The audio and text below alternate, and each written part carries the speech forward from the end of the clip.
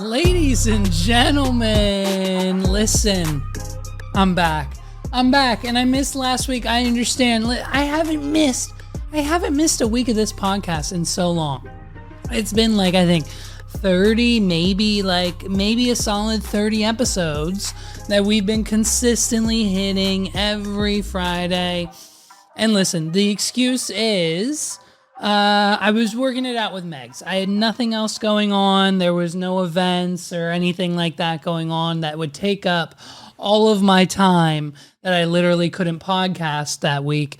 But I was working it out with Megs. I was trying to get back in the house, as you guys know, from episode 87.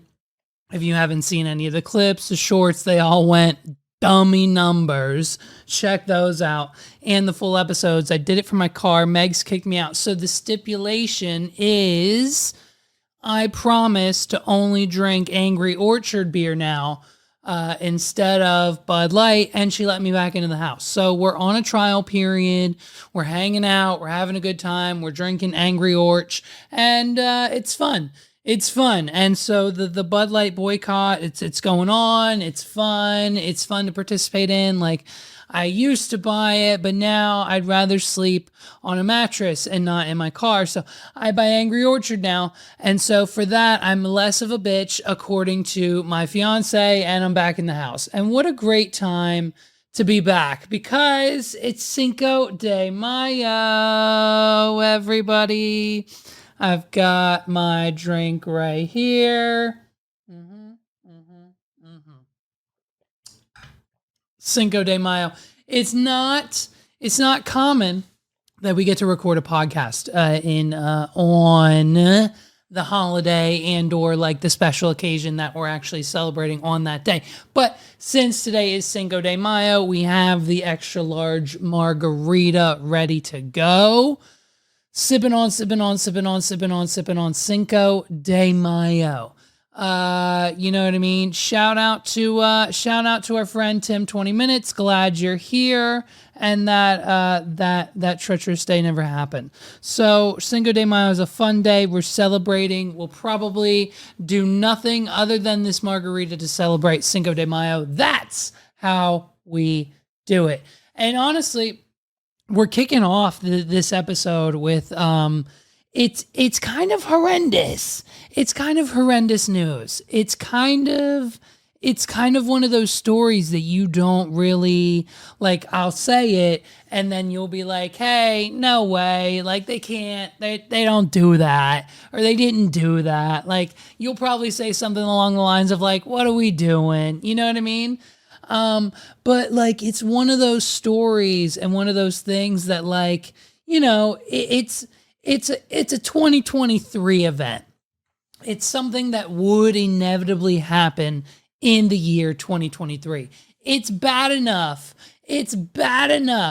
Like it has nothing to do, like if I were to say like what would surprise you? Like something that would surprise you, not this story, but something that would, like if I would say, hey, like part of the US government, we're probably going to go and like put a bunch of money into like research and we'll probably open a lab. I don't know. What do you guys think? We were thinking like here in the States, but like we think China might be a good spot. And instead of experimenting on like, would like bats? What do you guys think? We'll do bats? Like that wouldn't shock you. But like if, you know, hypothetically speaking, but when I tell you that there is now, and this is, I swear on my life, I swear this is 100%, there is now an entire state, the entire state of Utah can no longer jerk off. The entire state of Utah has been cock-blocked by their representatives and the CEOs over at Pornhub. Take a look. Hi, I'm Cherie DeVille. As you may know, your elected officials have required us to verify your age before granting you access to our website. While safety and compliance are at the forefront of our mission, giving your ID card every time you want to visit an adult platform is not the most effective solution for protecting our users, and in fact, will put children and your privacy at risk. In addition, mandating age verification without proper enforcement gives platforms the opportunity to choose whether or not to comply. As we've seen in other states, this just drives traffic to sites with far fewer safety measures in place. Very few sites are able to compare to the robust trust and safety measures we currently have in place.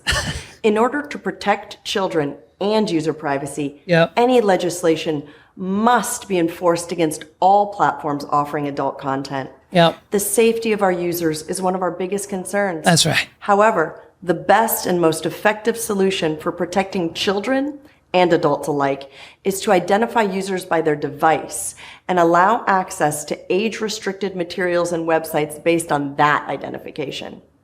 Until a real solution is offered, we've made the difficult decision to completely disable access to our website in your region. Please contact your representatives and demand device-based verification solutions that make the internet safer while also respecting your privacy. Do you understand now why voting is important? Do you understand why you need to vote in this country? Not just 2024 for Kanye West and the Tiger King, but I'm talking about your local, like the ones that go on all the time. There's signs up for something now. There's signs out down the street for something that I need to vote for here coming up soon. I think it's like school board elections or something that doesn't necessarily matter. But when it comes to the other stuff, you need to make your voice heard, and not voting for the people who support things like Pornhub.com. Then they take it away.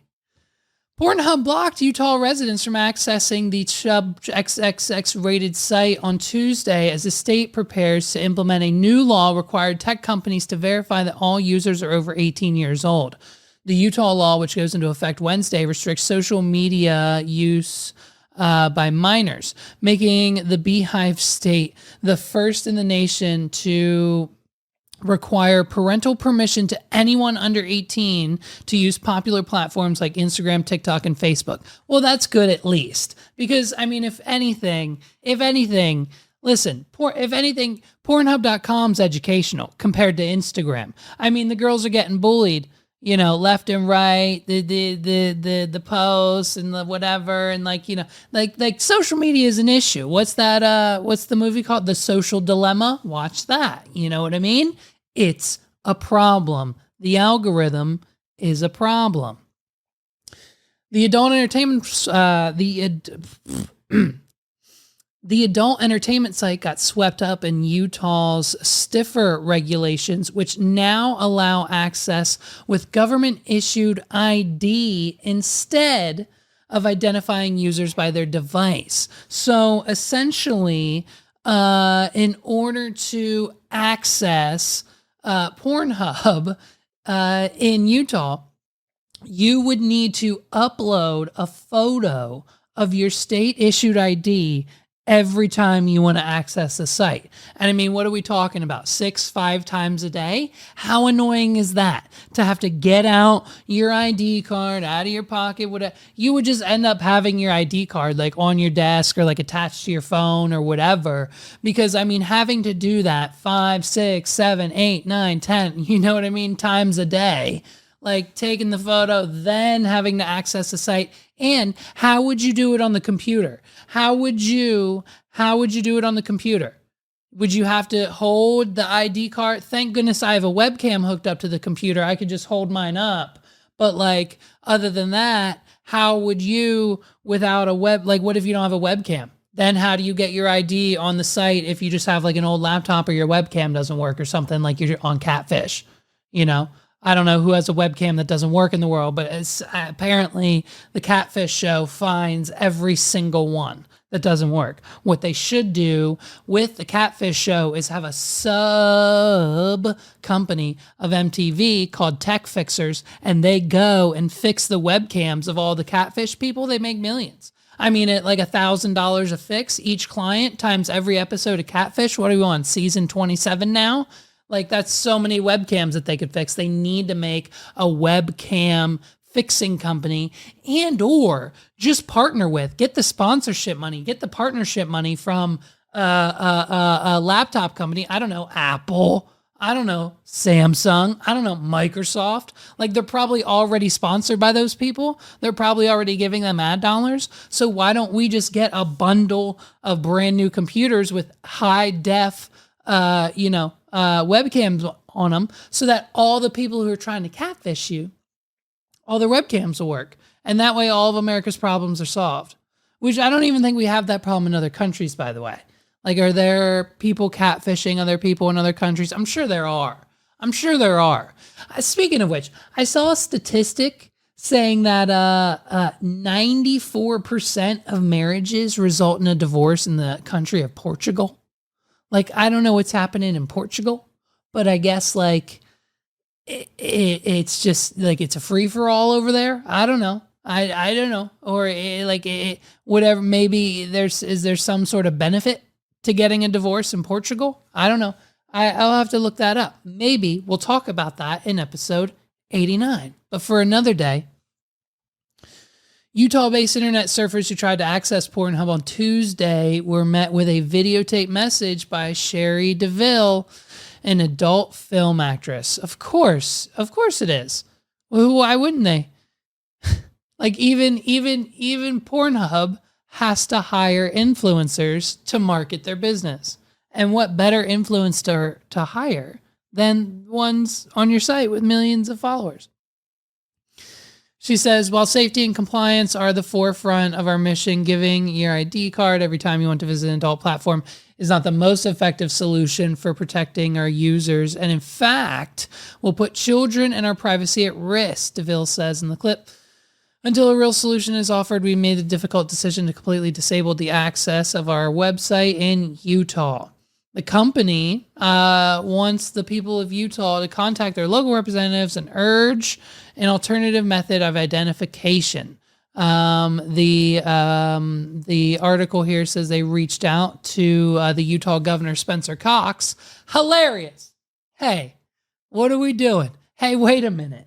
Is this a joke? This can't be a joke. It's not a joke. It's real life. It's 2023 and it's real life. The Utah governor who put the bill in place that inevitably banned Pornhub in his own state, his name is Spencer Cox with an X. And it's crazy, dude. So basically, you know what I mean? What are they going to do now? What are they going to do? Like, what are the people of Utah gunning to do with their day? I bet you suicide rate goes up. Like, what else are they're going to be bored? Like, listen, the average man on this planet needs that website. Okay. It's unfortunate, ladies. Here's the issue. It's unfortunate, but most of us do. And the problem is when we don't have access to it, then we actually have to, like, I don't know, go to work, like fix the wall, do that thing you asked us to do 13 times that you already did yourself because you're tired of waiting for us to do it. Like, take out the trash. We'll, like, I don't know, probably clean a little bit. I could clean this studio up. It's a fucking mess. Like, you know, we could go on a date. I don't know. But instead, we're on Pornhub. And, like, you know, like, what are the men of Utah supposed to do while they're at work? Honestly, I mean, think about that for a minute. What do you honestly think the men in Utah are going to do while they're at work every day from 9 to 5? Like, you've literally destroyed the lives. How many men reside in Utah? How many men are there in Utah? And we're not even let's not even 1.5 million. And let's not even dismiss the women. Let's not even dismiss the women either, because let's be honest. I know I know the ladies are on it too. That's one point. Okay, so Utah has 3 million people. Half of them are men, half of them are women. Perfect. Split down the middle. So basically, we're ruining the lives of two. What do you think 2 million people are now going to do? I mean, like, we're going to be, listen, hey, if this TikTok ban thing, is that over? Is the TikTok ban, is that coming too? Because listen, if it's not Pornhub, we're laying in bed next to each other scrolling on TikTok for at least 4 to 6 hours a day. So like, I don't know really what the residents of Utah are going to do. I'm curious to see if like their economy gets stimulated. I'm curious to see, well, if anything's getting stimulated in Utah, it's probably the economy. I would hope, but you know what I mean. So I'm curious to see how this plays out. And boy, oh boy, if listen, man, if who's our guy now? Who's our guy? Is it Fetterman? Is Fetterman Pennsylvania, or did Dr. Oz get it? It's Fetterman or Dr. Oz. I don't know who won. I don't vote. But listen, if they ban it in this state, we're going to have a really big issue. And like you thought like the COVID riots, you thought like all that was bad. Go ahead. Get rid. Listen, I pray for content of this podcast. I hope to God that they get rid of Pornhub and TikTok in this country. If somehow they find a way to pass legislation for the entire country to be banned on TikTok and Pornhub, what left do we have to do? We'll have to go to YouTube. And speaking of YouTube, I mean, youtube.com/what are we doing podcast. I need like less than 80 people to hit that sweet red little button. Please subscribe, like this episode, hit the button, hit the bell, leave a comment, do all the things that you know the algorithm likes. Listen, you're on Chat GPT all day anyways. Go there, say, write me the greatest comment in the world to leave on Levi, the host of the What Are We Doing podcast, most recent episode, where he talked about Pornhub being banned in the entire state of Utah and AI and a few other things, and just tell him he's awesome and the best podcast host ever. Hit enter, copy and paste whatever it spits out, and leave that as a comment. You know what I mean? Be creative. Be a little creative in 2023. Okay? This whole, it's not the AI, we can't use it, it's not creative. Be a little creative, use the AI. I promise, once you use it, you're going to become addicted. Okay? Any of the naysayers, I can't wait. So, I mean, it's crazy, man. I mean, this is just one of those things that we're going to have to see unfold. Anything else? The new measures also force minors who want to create a social meeting account to get permission from a parent. State legislators in Louisiana passed a similar law that went into effect early this year. Pornhub complied with Louisiana state, which Utah legislators cite as a reason they think the company will eventually adhere to their laws as well. So, okay, so this is currently happening in Louisiana, but I'm assuming the Louisiana law doesn't require you to put it, like, show a photo of your ID, submit your ID every time you go to the hub, right? And so that's probably why they agreed to that one and not this one. And so Utah just thinks, well, eventually they'll just comply because 3 million people, can't access any other adult entertainment website on the internet because there's only one, and that's this one. And so, but yeah, man, I don't know. I think, listen, don't do it. I swear, don't do it. What am I supposed to do after I drink this entire glass of margarita at 1:38 p.m. on a Friday evening. Okay, you go immediately to the hub. Okay, listen. Don't put your comment. Just hit the like button and fucking let's celebrate. It's Cinco de Mayo. I mean, what's going on? This happened before, right? So here's the thing.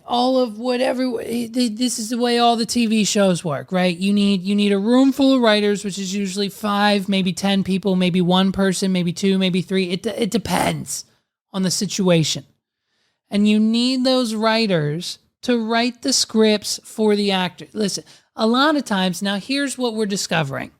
We're discovering that a lot of your favorite actors, TV show hosts, and the people you see in the movies and the sitcoms and all that stuff, they're also a part of this group, the Writers Guild, and they are they're also pissed off, but they're you know what I mean, but they're not the majority, because I mean, yeah, like, Adam Ruins Everything is part of the guild, and a few other celebrities who have been down there and just showing their support. And, Jimmy Fallon on the red carpet, he needs his writers, like the show can't go on. So what's happening now is the writers are on strike. All of your favorite shows have halted. Saturday Night Live, no more Pete Davidson episode. He was supposed to get his own episode. That's officially put on hold because you need writers to write the bits for Saturday Night Live. If you think Pete Davidson and Kenan Thompson are back there just coming up with bits that they're approving to go on network television, you're out of your mind. So there's a whole room of writers that are now outside of the building, not wanting to write anymore. So that's on hold. All of the Jimmies, they're on hold for now. Just like they were on the old writer's strike, except for Conan. I think in the first writer's strike, Conan, he came out and smashed it. So he continued without writers, I think whatever network he was on at the time. And he, I guess, survived that and did really well, according to the research. And so, Jimmy Fallon, Jimmy Kimmel, Stephen Colbert, all those guys, off the air. No more shows from them until further notice, because the writers are on strike. And so we've got some things good, some things bad about it. You know what I mean? Here's the issue. They're not being paid a fair wage. And apparently with streaming now, the wages are completely different. So with typical television like NBC, ABC, Fox, all these shows that they are writing for, all the sitcoms that you watch. Listen, the last writer's strike ruined Heroes, ruined Lost, ruined Prison Break, ruined like a handful of other shows that you'll be like, yeah, that's weird. I remember that. Like, it was kind of funny. It abruptly, like, the 4th season of this show only had like 13 episodes instead of the typical 23 or whatever it was, because the writer's strike halted any further production of the show. And so basically the way it works is on your NBCs and on the network shows, you get royalties. So if you write an episode of The Big Bang Theory. If you write an episode of The Big Bang Theory and that episode gets played from now until 3023 for the next 100 years, if that episode is played on syndication on any channel for any reason for the next 30 years, you will get some form of a check. Most of the time it's 25 cents, $1, $2, whatever, but you will continue to get paid for what you did as a writer, as credit on that show. Right? Until that royalty year, that cap runs out, whatever it is, you will continue to get paid. For streaming, if you write an episode of, say, Stranger Things, you get a set fee. You get $20 and that's it, dude. Now, obviously it's not $20, but whatever that fee is, that's what you get. And if it becomes the #1 viral show ever and it gets sold or picked up or whatever happens, you got your fee.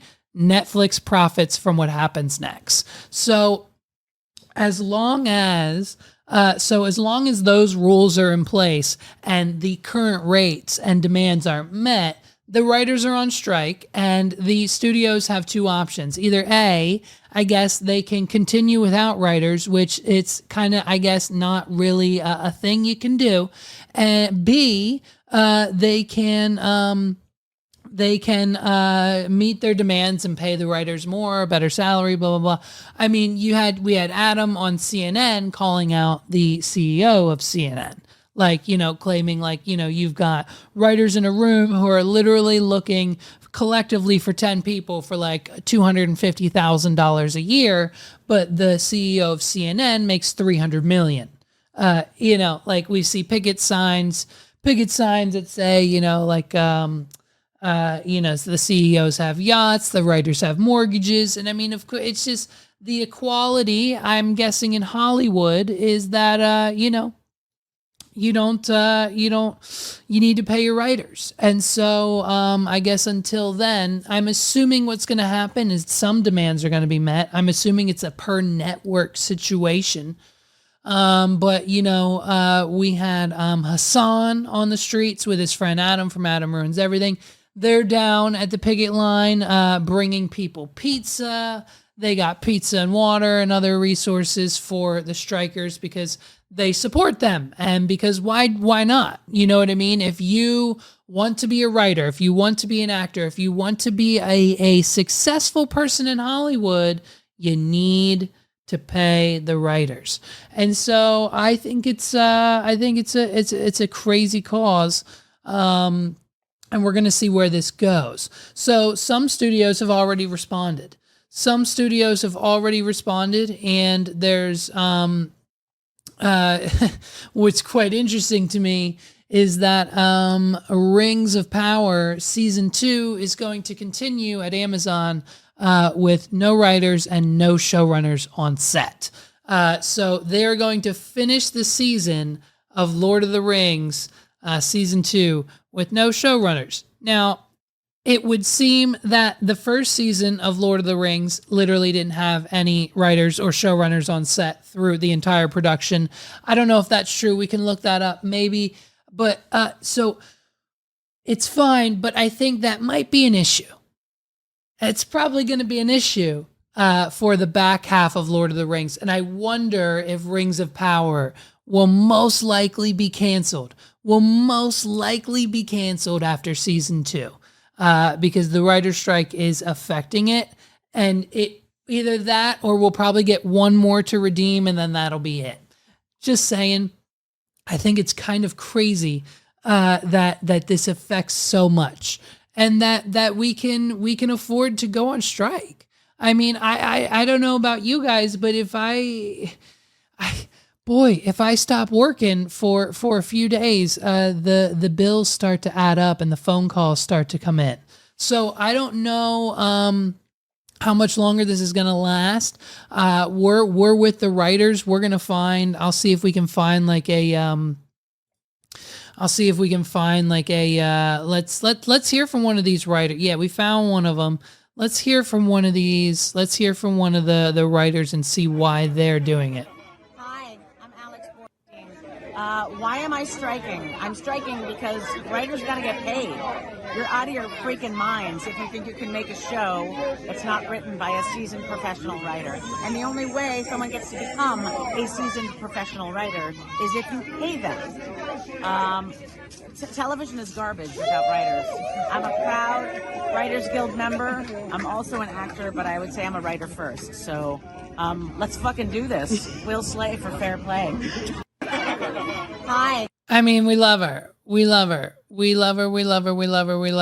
Alex, right? Alex, you probably know her from Marvelous Miss Maisel. She also does Family Guy, apparently. So, like, you know what I mean? And so if no more Family Guy, hey, that's it. Sorry.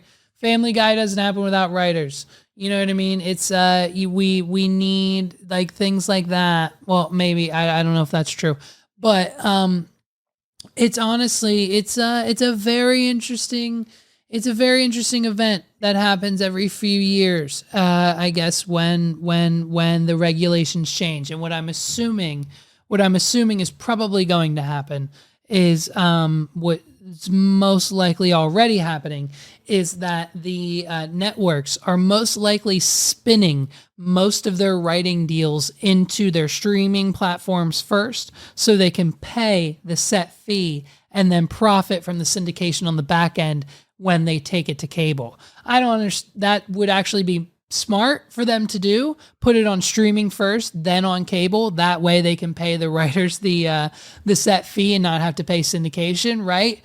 But just saying, devil's advocate, it's interesting. It's interesting to think about. I know I've already said that 16 times, but at least I'm getting my point across. So listen, man, we're streaming. We're still streaming, and we've made freaking history. Now, there's been some discrepancies here, and I'm working it out with speedrun.com, but essentially, we've got a new personal best in the Super Mario 64 70-star speedrun category. Now, I can't submit that to the Virtual Console 70-star run category. I have to submit that to the Super Mario All-Stars run category. They're two separate things, apparently, and so they're two separate lists. On the regular Virtual Console list, I'm 311th in the world.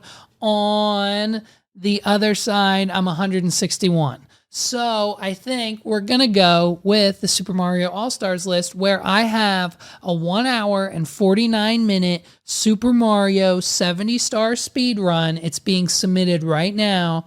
And I'm pretty much 161 in the world. I'm 160 steps away from becoming the number one Super Mario 64 player on the planet. 160 people. That's all. I need to beat 160 people, and half of them haven't even played in years. So basically, all I got to do is keep playing, and then we're good to go. We keep playing, we keep climbing, and then we become number one, and we'll be the number one Super Mario All-Star Super Mario 64 player on the planet. I mean, that sounds cool, right? So we're live on Twitch Monday through Thursday. Check it out if you haven't already. Twitch.com/WODPOD. This week we're playing Super Mario Odyssey. So if you're into the new Super Mario Odyssey, check that out. We're going to be doing just the casual, regular run of the normal moons that you get.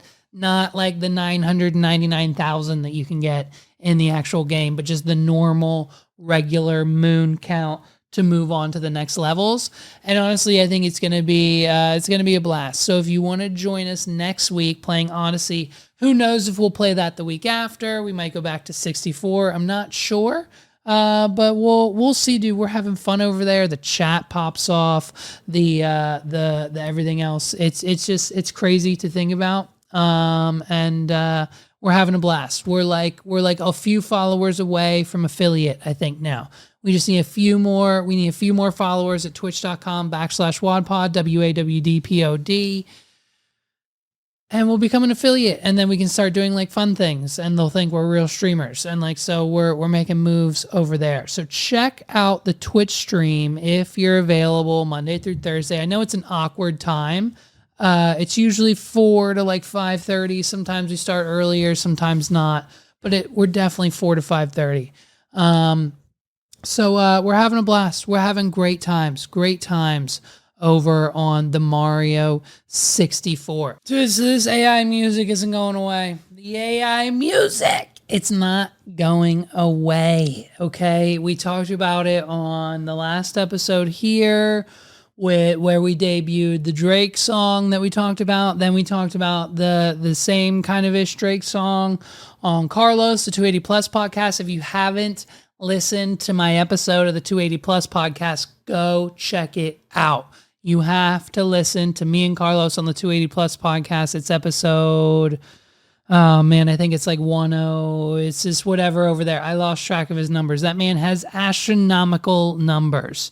Okay, so he's so far ahead, and I don't even know what number he's on. But it's my episode. It's like 1 week back. Check it out. We talk about AI and the Drake stuff and Fast and Furious and a few other things, and it's a great one of the best episodes I think we've ever done. One of the best that he's ever done.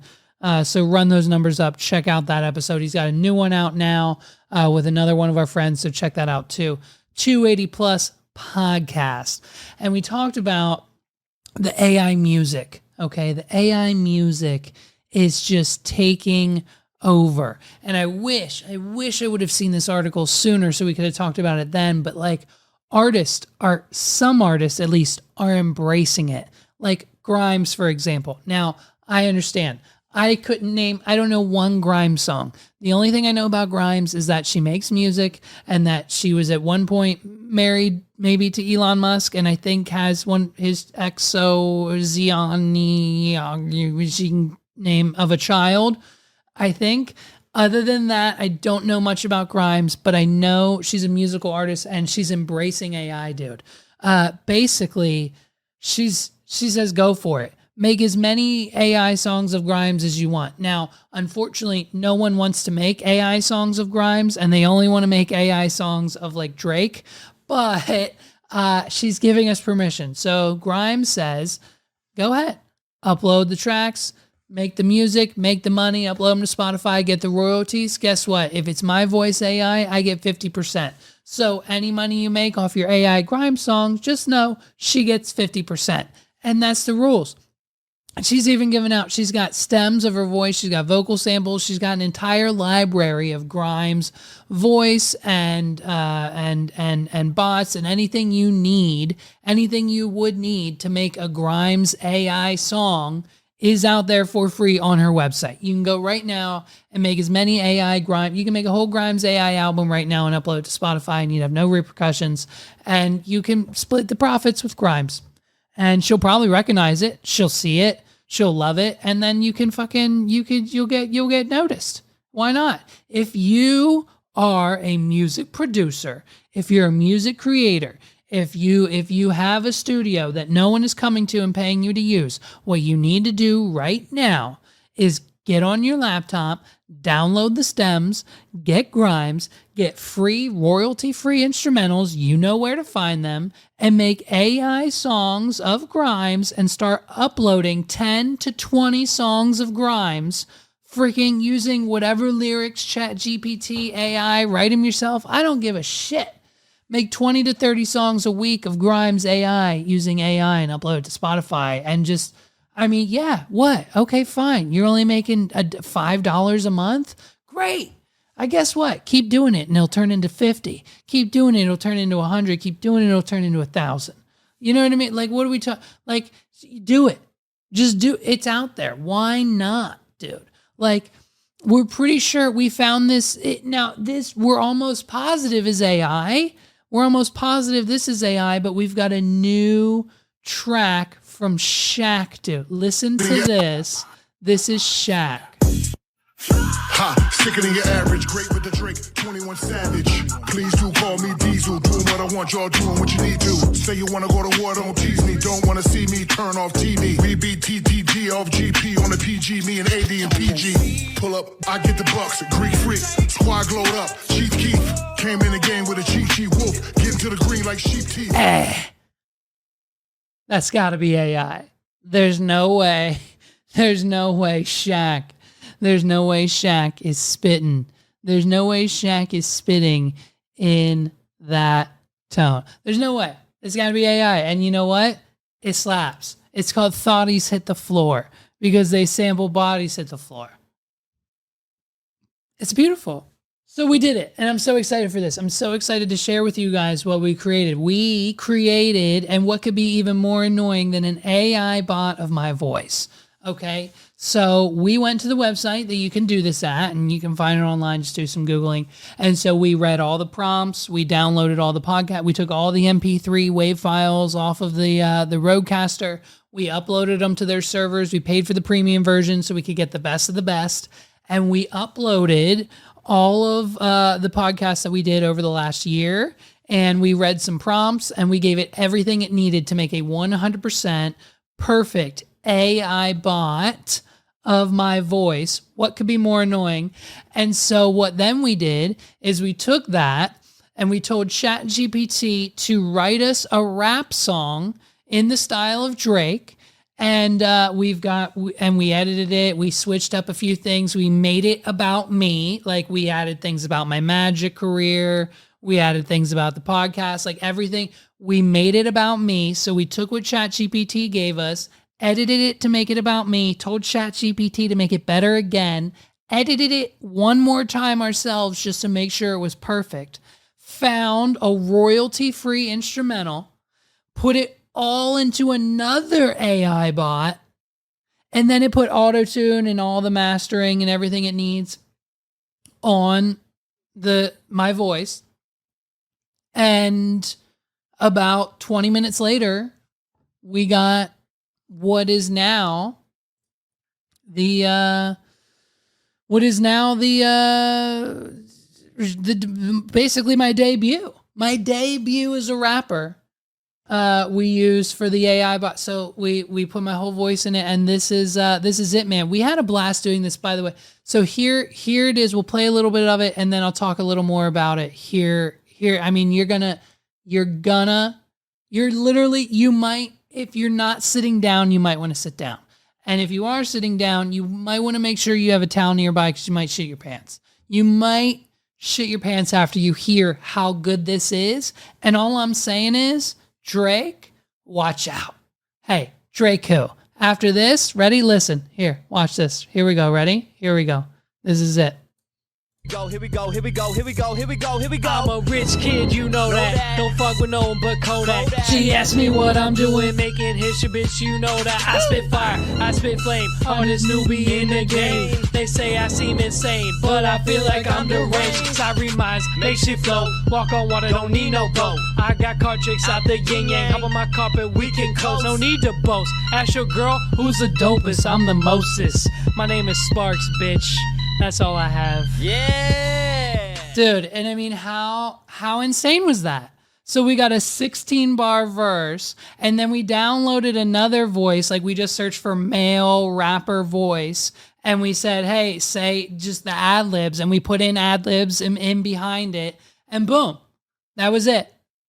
I now have a 16-bar AI track of my own voice, so that'll be out... That'll be out soon on all streaming platforms. We're going to put it on Spotify, Apple, iTunes, all the fucking SoundCloud, whatever you put it on, DistroKid, whatever it needs to be on, it'll be on YouTube Music, Pandora, all those things. We are going to distribute this. It's going to be my first rap song.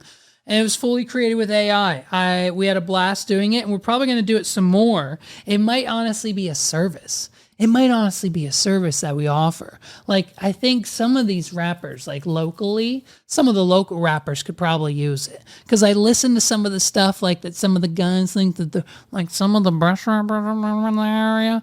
I listen to some of it, and honestly, it's not great. And so what I think they should do is not only embrace the AI, but maybe use it some more, maybe fine-tune it, maybe use it to your advantage, and see how it can benefit you in your music career. You know what I mean? Because now I have one. All I have to do now is go back to ChatGPT and ask it for another 16 bars, and bam, we've got a track. And then I can ask it again, and bam, I got another track. And then we can do it again and again and again. I'm going to be uploading so many rap songs to the point where I'm going to get phone calls from venues in the area. Like, it's going to be a problem to the point where this is just a social experiment, by the way. We're doing a little fake social business. Okay. It's not fake business. It's a little social experiment. And so what we're going to do is we are going to pump this up. We're going to continue doing this. Now that we have a bot, it literally takes us 20 minutes to get half a song. It takes us an hour to get a full song. So we'll have a full song in an hour. So if we have 5 hours dedicated to a day, that's 5 songs in a day. We can release a new song every day of the week. We save the weekends for promotion and pumping it up and sharing on social media. We blast on the weekends and obviously during the week, but we blast during the weekends. And then boom, the next week, 5 new tracks, and we blow it the F up. All we have to do is put $1 behind each song and we'll get enough plays on Spotify for anyone to notice. And so what we're going to do is we're going to release a song just like the one you just heard every day for, I think, probably what are we going to do the next 6 months? We're either going to do the next 6 or 12 months, and we're going to see where it goes. And if, in fact, a venue reaches out and says, hey, we need to book you for an event, a show, whatever, then in which we know it works. And guess what? I'll memorize some of the songs and I'll get that bag too. Like, F that. I've already performed on some of the biggest stages in the local area. And by that, I mean, they're not that big. They're about as big as this desk I'm sitting at. But like, it's more than most artists that I know have accomplished. So like, don't get it started. We'll definitely progress this and see where the social experiment goes. But be on the lookout. So we'll have a Spotify link soon, I think. We haven't uploaded the first one yet. We're waiting to see. We're going to test this and see where it goes. We're going to send it to a few more people. But I think what we can do is if we honestly, if it gets good feedback, and honestly, I think it might, I think we're going to continue uploading. And I think we're going to, here, I'm going to make a liquid death margarita. You know, like those ones you get at Chili's with the beer cans in them. Dude, it's freaking Cinco de Mayo. Let's celebrate. You know what I mean?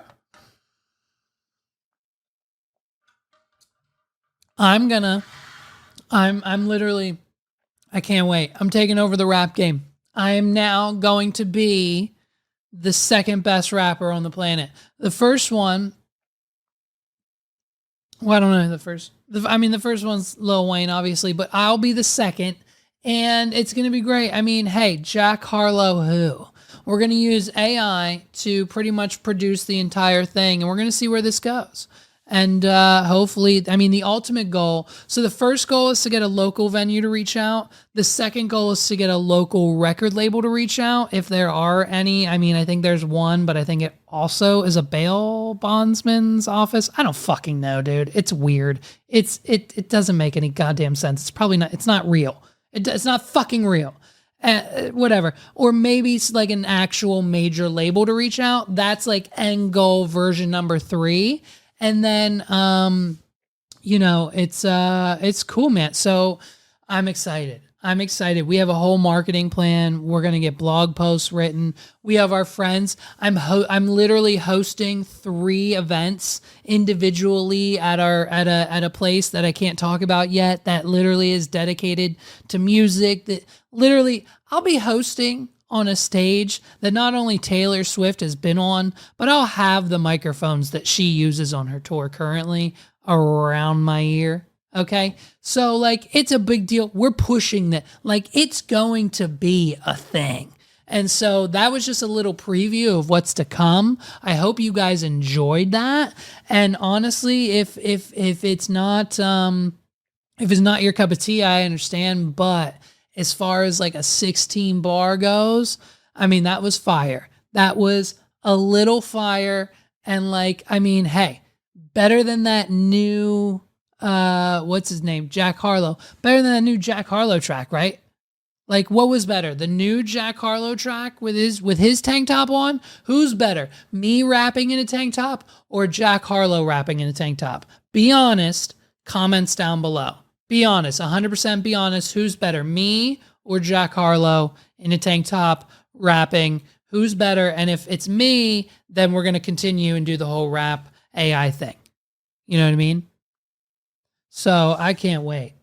Listen, this next segment that you're going to see, man, we filmed this, me and my boy Paul, and it was a blast, okay? And apparently this is what they call the Kardashian curse. Any sports figure, whether it be basketball, baseball, we mainly, I think, talked about the basketball ones, but any major sports league figure that has ever dated a Kardashian or a Jenner has A, notably regretted it, B, has kind of tanked their career during and after the relationship ended, and C, has come out in interviews since and say, yeah, it was like the worst time of my life dating her. and or married to her. So Paul and I talk about the Kardashian curse, and this is 1000% to promote his all new revival of his podcast, High Cheese. If you're into baseball, if you're into sports, and you know anything about the term high cheese, you need to check out the High Cheese podcast. There will be a description down below. There will be a description down below, and also a link to the High Cheese podcast in the description down below. So click on that, check it out. If you're a baseball fan, I'm trying to get them on the 280 Plus podcast too. So it's Paul and his buddy, his host, his co-host. They talk about nothing but baseball and high cheese. And all of anything sports. So I think they just dropped another episode today. I think they're on episode 3. They had this podcast a few years back, but you know, things happen. And so they're back on their weekly grind. They're on episode 3 now, and it's blowing up. They're doing numbers. Paul calls me every time. I'm like, bro, we got more. Bro, we got more. Bro, there's more. Bro, there's more. Numbers up, ranking higher, numbers, downloads higher, killing it. High Cheese Podcast. Check it out. And this is us talking about the Kardashian curse. We assumed it would be beneficial because I know pop culture drama Kardashians, and Paul knows the sports side of things. So Paul brings the facts about the sports players and how they were before and after the Kardashians and everything that they said. And I bring the jokes and the funnies and the bits about Kim and Kendall and Khloe and everything else that comes along with keeping up with the Kardashians. So check it out. And if you haven't done so, download and subscribe to the High Cheese Podcast. Link in the description down below. I think it was last week, one of the recent days, news broke that actor Timothy Chalamet and Kylie Jenner were now a couple, or they're dating, or they're seeing each other or something. And I sent that to you because I send you all the news I see. Right. My goal is to try to, and my wife's goal is also to try to break news to you so that we can give you content. Right. And also, it's like you always know stuff, so it's nice when I get to do it. So I sent that to you, and my wife and I refer to Timothy Chalamet as Little Timmy. I don't know when that happened. It just one day it happened, and that's what he called. And I said to her, I hope that this doesn't ruin him. Because historically, a lot of people that have dated Jenners or Kardashians have had their career ended by it in some form or fashion. Right. And so since I recently started doing my baseball podcast again, and I've had sports on the mind way more than I used to, because I'm looking at it. I'm a sports guy, but I have a lot of other interests, but it's been just kind of constantly. I said, hey, Levi, what if we talked about and did a retrospective of athletes who dated the Kardashians and what they were like before and after that and how it went? So I did a little bit of research. Admittedly, there's too many. The lists go on. So I narrowed my field for 2 reasons. One, because I have a baseball podcast as my main podcast, I found the one baseball player who dated, and I kind of remember this from 2013, which was Matt Kemp, Matt Kemp was a player who, he was an all-star. I think he was a runner-up for MVP at one point in his career. So he was a good player, and he always was a very good player. He was the runner-up for MVP in 2011. In 2013, he dated Khloe Kardashian. They went on some events together. In Christmas of that year, he went to a show with her where they saw Drake, John Legend, and Jay-Z live together. Mm-hmm. And he posted a picture of the two of them that said, best time of the year, with 2 exclamation points. Right. So 2013, he dates her. From that point on, he kind of had one more good season. He was never really great again, and he had one late season resurgence in 2018. I think he's still in the league, maybe. Might have retired. Got injured a lot, and he was an all-star one more time in 2018. So it took him 5 years after dating Khloe to get back to the all-star game. So that was my first play in here. I got Ego Baseball Player so I could seemingly be I have a podcast about baseball, not just talk about everything else. Right. And so that was my understanding coming into this. I've of course in What Are We Doing podcast fashion, I have done no research and have no idea who any of these people are. So Yes, it's part of the fun. My understanding is that Chloe is the ringleader when it comes to dating the sports franchisee type people. Now, I think recently she's broke that streak, correct? She no longer goes after the sports guys. I think we're married to Travis Barker, Blink-182 now, right? Yes, I believe so. So here's my thing. I know all the athlete side, and I know who each one of these people are, but I know nothing about the Kardashians and Jenners other than this is my way into what, like, because I know a lot of people care and keep up with them. This is what I know about them, is what athletes they're dating and how usually, Chloe also has, I think what we got to do is we got to keep like a leaderboard here of which one dated who. Right. And then also like which athletes perform. There's a couple in my research. There's a couple athletes who are better afterwards, actually. Okay. So I got some data here. It's not all ruins for the. It's not all ruin, but we're gonna keep track of ruin versus not. And then the other thing I specifically dialed in, since there was like long list of this on, because I am also a big basketball fan, and today the Sixers are playing their third game against the Brooklyn Nets in playoffs, which I got my Sixers gear on. I was like, let's do an NBA list. Let's just do a list because I think that there's actually a lot of NBA players. Chloe has a very controversial history with NBA players. There's several players who have been quoted as saying that dating her ruined their career. So she's got the track record with athletes. I think you're right there to say that, because she came up on the list a few times. So we'll keep track. So how do you want me to just run through and give you the little history snippet? Because I've put like 3 articles about this together, so my data is like as comprehensive as I was willing to prepare for something like this. How do you want to go about this? I say go for it. Let's start at the beginning. I mean, I have a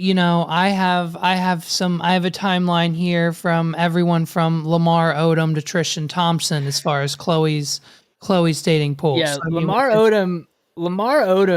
So he was towards the end of his career when that happened. He may have already been close to retiring when they got together. Let me just double check this, because Lamar Odom was like a very good player for the Clippers. Okay. He also was a champion with the Los Angeles Lakers. So he was kind of an LA guy. He was out there. I think he played like 1/2 season or maybe a full season in Dallas as well towards the end of his career. But I believe they started dating, I want to say in like 2009. Does this sound right? 2009? I think so. One second here. Yes. Lamar Odom, 2009. Yes, they engaged only a few weeks after meeting. Of course, in typical Kardashian Jenner fashion, it's like, you know what I mean? Love at first sight. You've got money, I've got money. Yeah, let's get married and only take half. You know, like makes complete sense. It makes all the sense in the world. No, so that happened. That was, that was 2009. So at that, he's a 30-year-old, and back then, and also even now, like, it's not very common that players as they age in basketball, like, stay or maintain their, and he was always like a very good player, not like a Hall of Fame player. Right. But for him, the big thing is last 2 years of his career, he went from being like a double-digit point scorer and a very reliable to 2012 into 2013. Those 2011 through 2013, again, he had some injuries, I think. He did play games still, so he just kind of became like ineffective. Right. He also almost died of a drug overdose and was found in a legal brothel after they broke up. So he had a rough go. Well, and so that's what his substance abuse is what led to their relationship ending. Yep. So, but here's the thing. Was it because of Chloe that he started the substance abuse to begin with? Yeah, I don't think we can. I want to be clear too with this bit. This is tie this in here. I'm not blaming anyone. I'm not saying that these people. It's all Kim Kardashian's fault. Yeah, I'm not saying the Kardashians are causing this. I'm not saying they're not causing it either, though. It's like that spider. She has the spider, has the babies, and then bam, the dad's dead. Yeah, right. Yeah, I guess it's just like that. That's it. Yeah. Where's Kanye at? I don't know. Yeah. Hey, for all we know, he's You know what I mean? Yeah, how'd Kanye's NBA career pan out? But yeah, so all right, that's our first one. Our first one there is Odom. Okay. I feel like that's like the most notable of like storylines because he pretty famously like crashed and burned around the time their relationship was also dissolving. And I think just kind of like understanding how things happen, especially through like the 70s, 80s, 90s of basketball and in early 2000s, which is kind of Lamar Odom was end of the 90s to early 2000s. I think there was a lot of substance abuse and there still is in sports just across the board. So I'm not saying it's Chloe's fault. It just, that was like a very public explosion. Right. So that's our first one. I would say his career got worse, but it's hard to tell with him because he also was towards the tail end of a career anyhow. So it's like, what's going on, you know? Okay. Okay.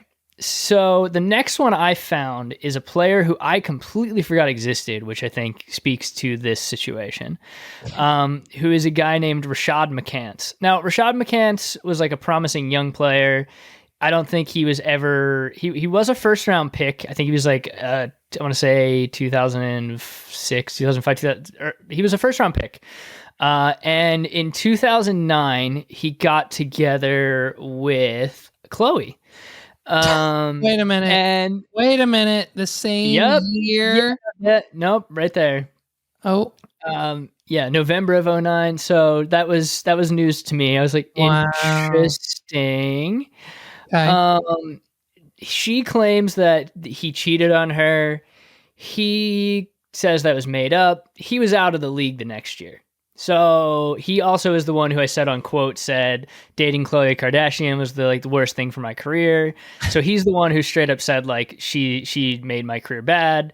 To be fair, not everybody makes it in the NBA. He was kind of as I said, like young guard, solid player, but he did burn out real fast. So what do you think? What do you think that is? Do you think that's the constant need of attention from these women? Do you think it's the publicity that surrounds them? Dude, I think the publicity, because it's already hard to be an athlete in LA because a lot of these guys are like California. I think McCants played for the Kings. Yeah. But it's hard. No, he played for the Minnesota Timberwolves. Not even. He played for the Kings for half a season. That's why I had that in my head.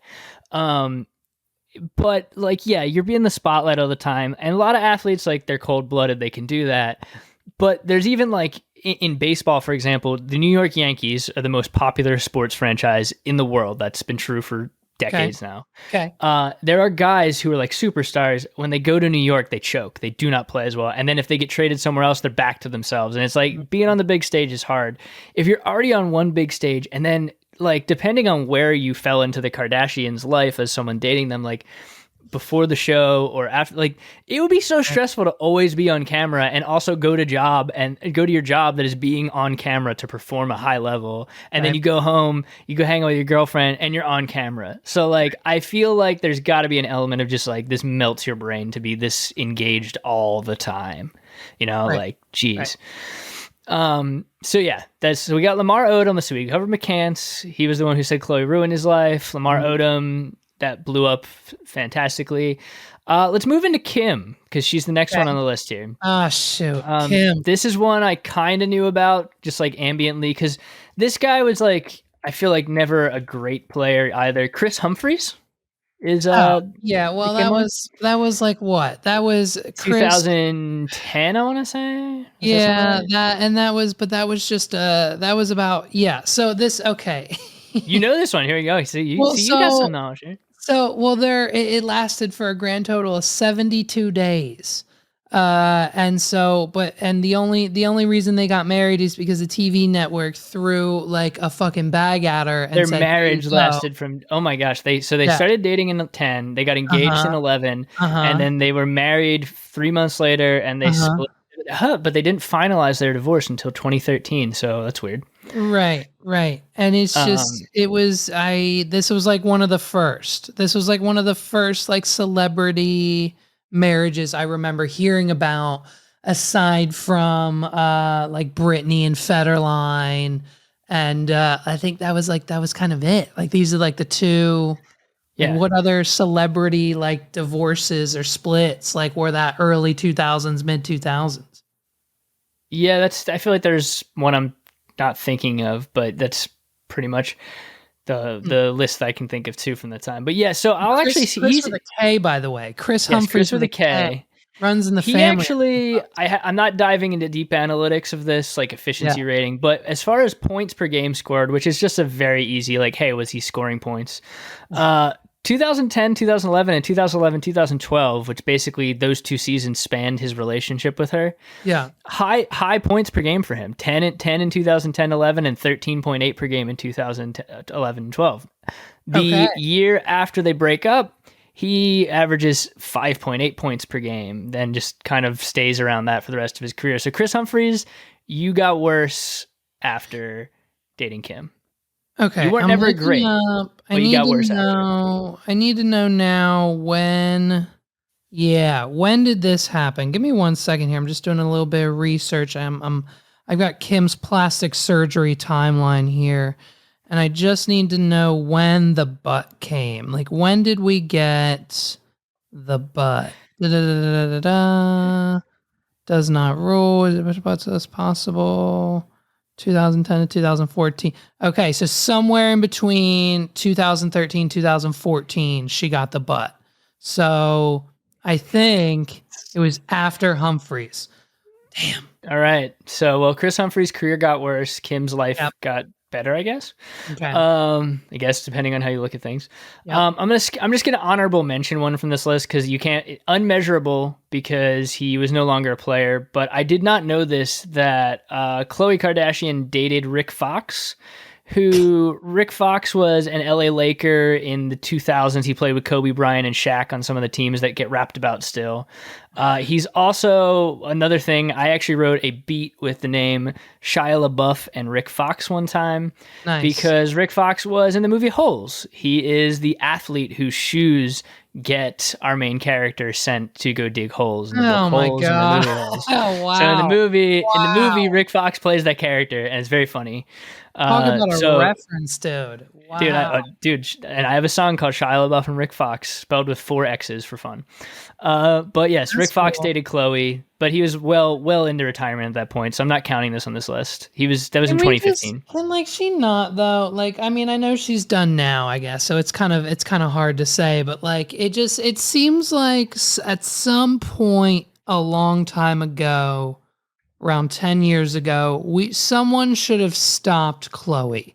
Like, whose turn was it? Who failed to watch Khloe when it came to like these little, like, just athletes ruining? Yeah, they kind of just let her loose on like the whole professional sports network, and she kind of just, you know what it's like? It was like that scene from Rush Hour 2 when he takes him to the massage parlor, and they're like, "Yeah, you can pick any girl," and she's like, "Oh, I want that one, that one."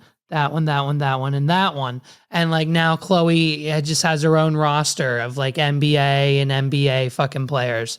Like for like a 5 to 6 years. I think I need to build a roster out of this later. We'll see. Maybe I'll make this team NBA 2K. Let's see. Maybe I'll build this team and see how they perform. We'll see. Yes. Well, I'm going to up the cred of the whole team with this next one. Also, one of my favorite players of all time, and now currently a Philadelphia 76er, our point guard, James Harden, the beard.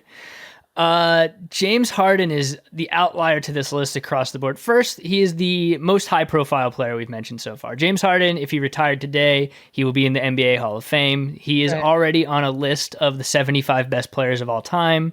He got honored with that a few years ago. So James Harden is the best player by far that dated any of these people. Got it. He also, so they dated in 2015, 2016, they broke up. Okay. He has been quoted as saying that was the worst year of his life. He did not like that year. He did not like being with her. Just all the hype that went with it. He said worst year of his life. He's also like kind of like a low key guy. He doesn't like really love giving interviews too much. So like I can't even imagine what it would be like to be a guy who like is so focused on basketball and have to be like. Yeah, he doesn't. So I think James is the outlier here. He's not like, I think what happened with James, and it was James and Khloe, right? So I think what happened with that is like Khloe was like courtside one day, single at the time. No, they met at Kanye's birthday party. Perfect. Khloe was at Kanye's birthday party one day. She went up to James. She said, "Hey, are you single?" And he said, "No, yeah, I guess." And then she said, "Great, you're my boyfriend now." And he said, "Okay." And then that was it. Like, that's the type of guy that James Harden looks like. And I just feel like he kind of just was like forced into that relationship. Like, he didn't really know what was going on. He's just here to play basketball. He's having a good time. James Harden literally showed up every day from elementary school all the way through college just to play basketball. This man is he's great at nothing it. So. else on this planet. I'm looking at one photo. Right, exactly. He is meant for one thing: basketball. He has nothing to do, no business being anywhere near a Kardashian. And that's what I'm thinking. They were at Kanye's party. She went up to him and was like, "Hey, you're my boyfriend." And he's like, "Okay." And then all of a sudden, and then a year went by. Yeah. TMZ's off at the races, and a year went by, and no one corrected it. Like, he was just like playing basketball a year later, and everyone's like, "Oh, how are you and Chloe?" And he's like, "What?" And then, like, you know what I mean? Then we have to announce the break. I need to find a better timeline of this to try to refute it. But the other thing with him too is funny is he broke up with her, it says, in February of 2016. Yeah. And he then went on to have the best 3-year stretch of his NBA career, winning an MVP in 2018 as well. Right.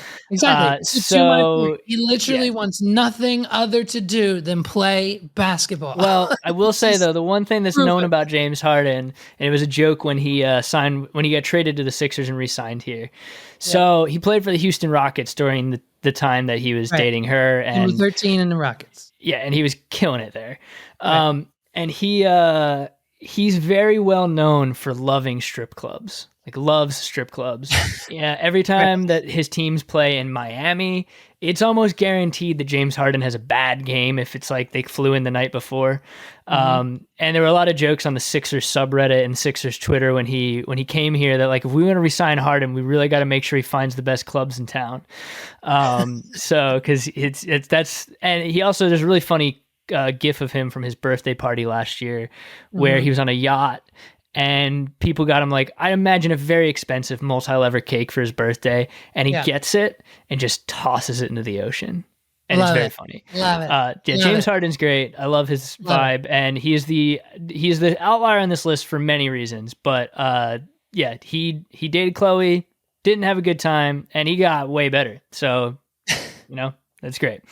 Next one, we got our first Jenner sighting. Okay, perfect. Jordan Clarkson, Chris and Bruce. What? Kendall and Jordan Clarkson. So Jordan Clarkson was kind of always like supposed to be a pretty good player. He's always been like a really good role player on teams. He is currently a member of the Utah Jazz. I believe he dated Kendall in 2016. So let me look at the stats here. He's been about the same type of player before and after Kendall. I have a hypothesis, and I'm gonna at the end here share my hypothesis. But after Kendall, he kind of became the same player. They dated for a very brief time in 2016. And then it looks like March of 2016 through the 4th of July when they fizzled out. So they had a little fling, just a quick one. I didn't even really know that existed until researching this for this. And then when I found that out, I was like, well, Jordan Clarkson didn't know this happened. So yeah, and I think that's just an interesting fact of the matter is as well. Like, because I'm looking at it now, and Kendall. I mean, I think Kendall was going for Chloe's record here, because Kendall's got her NBA roster on a solid list too. So I mean, if you put all these guys together in 2K, I'm sure you'd have a solid team. Between Kendall and Chloe, I'm surprised they don't own an NBA team. Like, they have enough money. Why don't they own? Listen, why don't the Kardashians own their own team? They've dated enough professional sports players. I think they all need to come together, talk to Caitlyn, talk to Chris, talk to mom, talk to whoever, and get everyone on board. And they should buy a team. And then when, you know what I mean? And listen, if these bitches aren't acting right and like they're messing up in the relationship and on the court, you're off the team. You know what I mean? At the end of this, we're going to look at the roster. We're going to look at the roster, and I'm going to tell you who I think would win in a 7-game series if every player was at their best. That's going to be our end. That's going to be the end point of this. Perfect. I just decided that's how we're ending today. Okay. Also, I have a 4 o'clock, so let's make sure we keep track of that. That's good. But okay. All right. So we got Kendall. We put Kendall together with Jordan Clarkson. Next one, we got another Chloe. This one was pretty public, and I know he was also on the show, I believe, too. Tristan Thompson. Yeah. So they have a kid Tristan. together, I think, if I recall. Now, Tristan Thompson's a friend of LeBron James, which kept him on NBA rosters for a long time because LeBron has basically every city he's gone to built the team of guys he wanted around him because he's the best player probably ever. Controversial opinion. You could say Michael Jordan. I'm going LeBron James for that just a bit. I'm saying it on the WOD pod. LeBron James is the best player ever. Done. Listen, it's generational. It's like it's you know what I mean. Like it's and also too they're the best for different reasons. Like yes, of course, we're always gonna have Michael Jordan, Kobe Bryant, and all the people in that list, right? It's the same thing as like Jay-Z versus Lil Wayne. Like they're great and they're the best for their own individual reasons. Yes, I agree with that. Although I am Team LeBron all the way, but Team LeBron. LeBron often just builds teams of guys he likes, and Tristan Thompson was like always a really good rebounder, solid defensive center. So it's hard to also measure his career. So they dated and were together from 2017 through, I want to say 2020. Does that sound right? No. Maybe even 2021. It's like more recent that they like. That seems late. I'm not sure. I know that he cheated on her with Jordan Woods because that was like a big storyline at the time. Boy. Well, of course. But his career is hard to measure because firstly, around the same time as them like starting to break up, LeBron left. So he was playing with like one of the best players ever. And he also, it's theorized by scouts and people around the NBA that he has been shooting with the wrong hand his whole career because he's awful at shooting. Right. So he's just like he's not kind of like a different, he's a rebounder, good rebounder. Yeah. And a good like center, but the NBA also changed a lot even in the time since he started playing in like 2011. So the centers are very different now. He's kind of like a past his prime guy even before he was older. So I think he's probably net negative post their relationship. Seems like there was a lot of drama that went on in that one because I knew that they were together because it was like a storyline. So like if I know about it, that it's a something in the celebrity world. So I think that they have 2 children together. And so they're, I believe, right? They have 2, did I see baby number 2? Broke up a few weeks ago. And they broke up June 2021. June 2021 is when they broke up. But because of the children and everything, sorry, the timeline's just so long. Like they were together like on Easter for like their one daughter's birthday or something. Got it. Okay. Yeah. So they've been together for a minute. Yeah. So all right. Well, okay. Data there. Tristan Thompson. So the pair welcomed their second child. Close throws. Okay. All right. So who's my next one on the list? I lost my train of thought. I had another one. Dang it. Oh, okay. We got another Team Jenner. Blake Griffin. This one. So they got together in 2017, it looks like. Dated and broke up. Yeah. So 2018. Blake Griffin, by the time they were together, he was at one point in time like an all-star power forward for the Los Angeles Clippers. Okay. They got together in 2017. That is around the time he also started to fall off and get injuries in his career. So again, hard to measure, but 2018 is his last like good year. And after that, injuries and just like generally not being on the ball. He's 33 though now. So again, it's kind of one of those things where like it's the end of his career when this happened. Maybe could be that dating her and having the attention got to him a little bit. Injuries also came into play. However, when we get to the next person on the list for Kendall, it seems that injuries derail people after they date Kendall because I'm going to take this, and this is the one I hate the most on this list because of my own personal team following. My good friend and former Philadelphia 76er top draft pick and now laughingstock of the league, Ben Simmons. So Ben Simmons started dating Kendall in 2018, I believe. It was after they were on vacation with Chloe and Tristan. Yes. And during that time period, the Sixers were starting to come into their own. They were playing out of their minds. They made the playoffs. They were starting to be like this. For a little bit of sports backing, I'm sure you've seen the trust the process as a thing that gets said.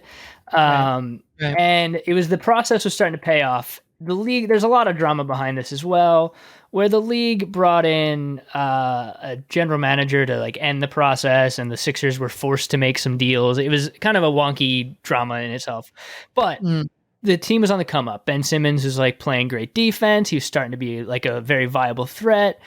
The critique was always, oh, he doesn't like work hard enough at his shot. He's not like really a shooting threat. So eventually teams are going to figure that out, and they're going to figure out how to beat him.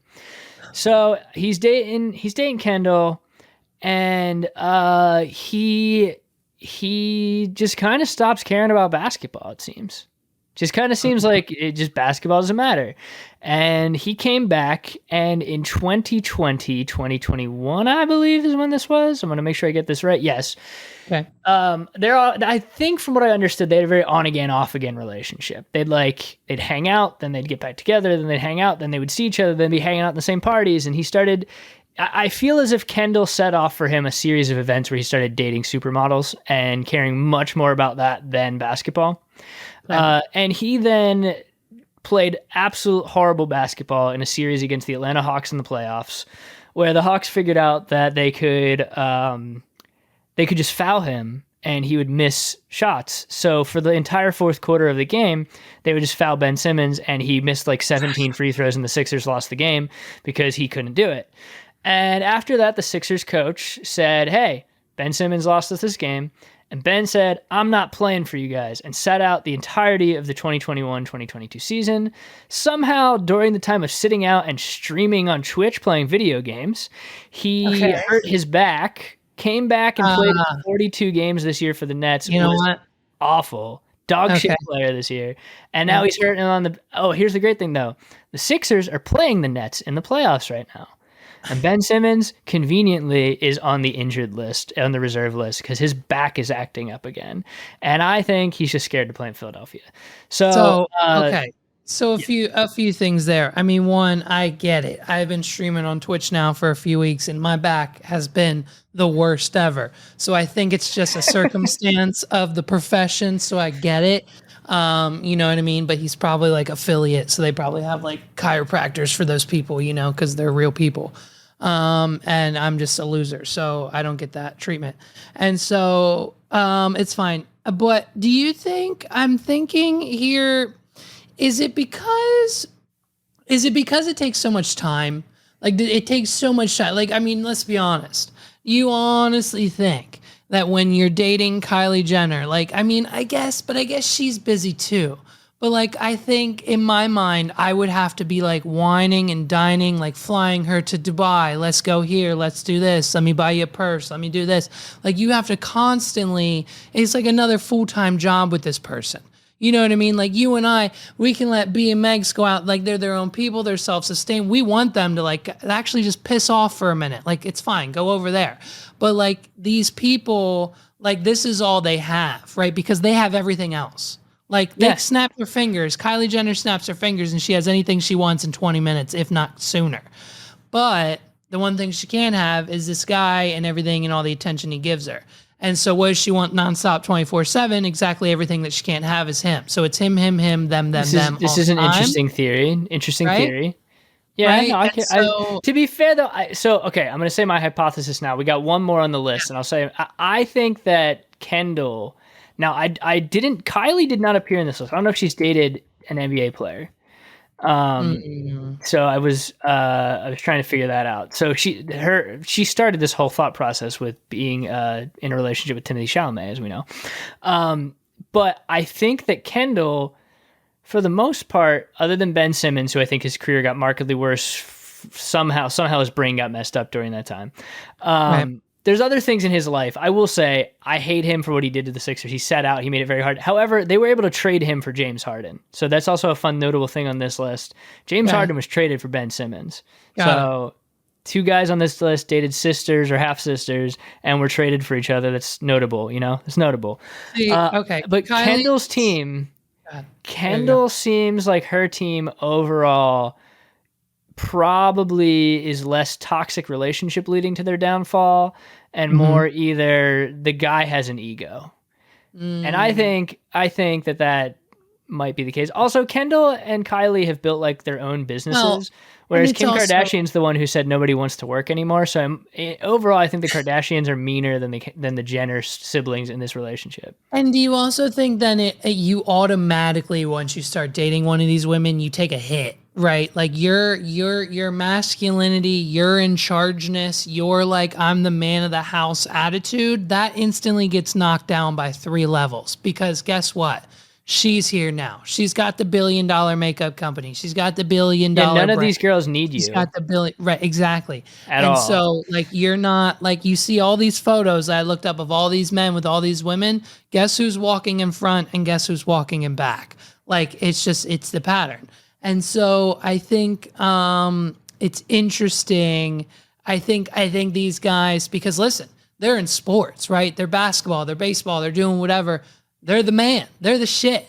99.9% of their audience and all of their fans are men. Like the only women going to the baseball games are the ones who actually like it and like your wives and like the people that go along. You know what I mean? But the other majority of the percentage is men, correct? Like, I mean, kind of statistically in this country. I feel like the NBA has a pretty good female following. I feel like in general, the NBA has a good job of just being better at marketing itself to all sorts of different people instead of honing in on it. Like football's like men, and there are women who love football, but I feel like football's like a man sport, even though I can't stand football.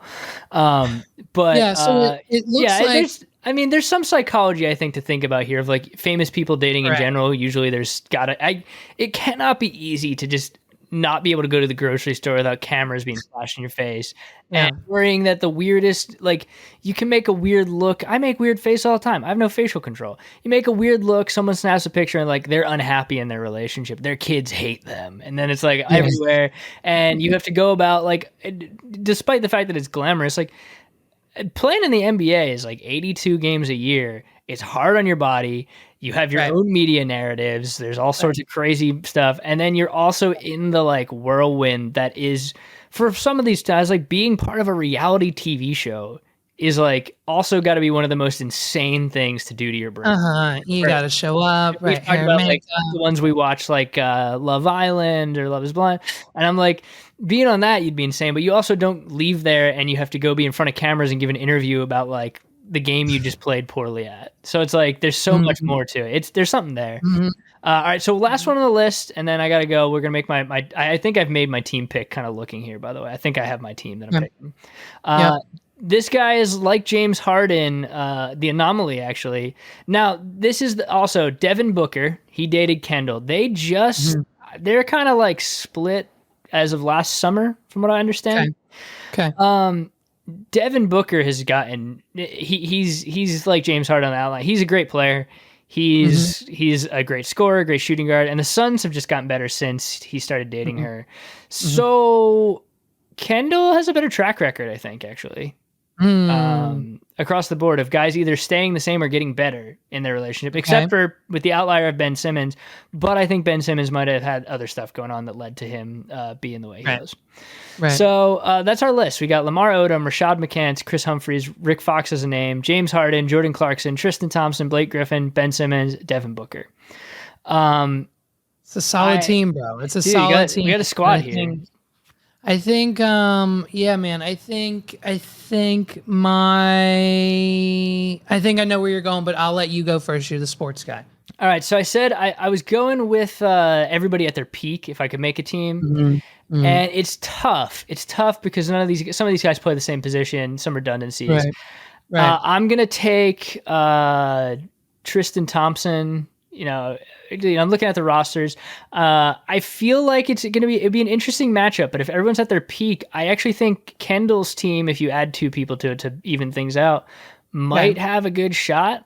Now, it depends. Peak James Harden was never a good defender, so Devin Booker and James Harden almost cancel each other out on the 2 teams. So you got 2 guys who are lighting it up. But I think I'm going to go Team Kendall just because peak Ben Simmons before he was a head case would be the X factor in this matchup. So I'm going Team Kendall. That's my team that's going to win the matchup of people they've dated. I hope that we can update this list in the future. We got some new and there might be more we've forgotten about as far as athletes here. So. Yeah, well, I mean, unfortunately, I was going to pick Kendall too, just because I think she's hotter than Chloe, but it's fine, and I'm taking a strict sports stance here, which is exactly the dynamic of most of our conversations. So yeah, of course. There's no sports analyst about it. Listen, my March Madness bracket is just a blatant copy of Barack Obama's every year, so it's fine. But yeah, man, I think it's very interesting. I think Kim hasn't done much in the sports space, and Kylie is she's more in the entertainment space as well. I looked it up. She's sticking with the actors and the musicians. She has not dated. Maybe we can do another episode like this in the future. If you give me a list of actors and stuff, where I'll make like a film hierarchy like it was sports. There you go. We can do another episode. There you go. Yeah. Well, I mean, I think. Right, because Timothée Chalamet, I mean, we could go on and on. I mean, I could talk to you about how beautiful Dune was and how you think he'll do playing Willy Wonka this year later. Yeah. So yeah, we'll have to do a film hierarchy. That seems like a good one because I feel like, Kylie upped her game because Timothée Chalamet is also a very good actor. So as far as actors are concerned, that puts her in the running right out of the gates. But I don't know the whole list of that. So we'll have to like reverse the dynamic where you tell me and I react and go through it. We'll just do the exact opposite. Yeah. So, of course. Yeah. Because I don't know who's dated who in that. I follow movies, as you know, very closely. Also, shout out to Black Point, the short film that I scored, getting screened this weekend at the Jim Fort Film Festival. So how cool is that, right? Very cool. Yeah. That's cool. You're going to that, right? It's maybe. It's been I'm planning on trying to maybe get up there, but I don't know if it's going to happen because this week sort of got a little crazy. But yeah, man, this was fun. I like that I planned a bit and we did it and we made it happen. Oh yeah. And I get to see you tomorrow. So there you go. Ladies and gentlemen, this has been another episode of the What Are We Doing podcast. My name's Levi McCurdy. Thank you guys so much for rocking with me this week. If you haven't done so already, go back and check out episode 87. Go check out the most recent episodes of the 280 Plus podcast featuring myself and other guest co-hosts. And go check out the High Cheese podcast. And if you haven't done so already, go check out the Tim 20 Minutes podcast. He's all about mental health over there. We love the grind happening with all of those podcasts. It's almost as if we're forming a bit of what's the word? I don't know. Something like maybe one would say a network. I don't know. Just saying. So check out all those podcasts and make sure you subscribe and download. Hit that red button. Listen, we need how many? We need 80 more subscribers, dude. We need 80 more subscribers to reach our goal. We've got a few more days left to before my birthday. But if we reach our goal this month, I need 1,000. We're going to get 1,000 subscribers and we're going to friggin' celebrate with episode 100 at 1,000. I mean, it's going to be a freaking banger. So please, if you haven't done so already, hit that button down below. Hit the big red subscribe button. Hit it, hit the bell, hit the like, hit the thumbs up, leave a comment, do something, share it. It's free. Support your friends, support the show, support my friends.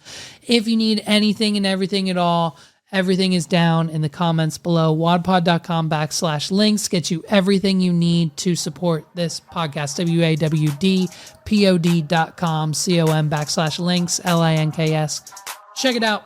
Thank you guys so much for watching. This has been another freaking episode. I can't believe it.